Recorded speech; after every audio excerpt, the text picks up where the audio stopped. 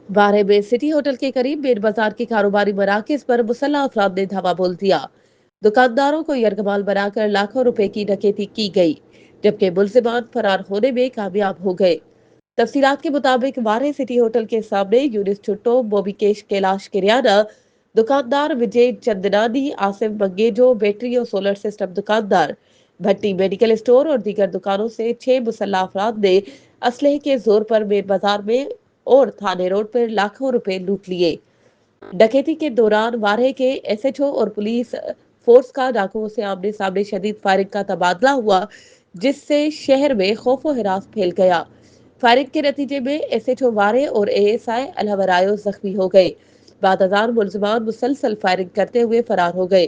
जख्मी पुलिस एहलकारों को शहरियों ने सिविल अस्पताल मुंतकिल किया, जबकि पुलिस ने मुलजमान का पीछा शुरू कर दिया। मज़ीद खबरों और अपडेट्स के लिए हमारे चैनल को सब्सक्राइब करें और बेल आइकन को प्रेस करना ना भूलें।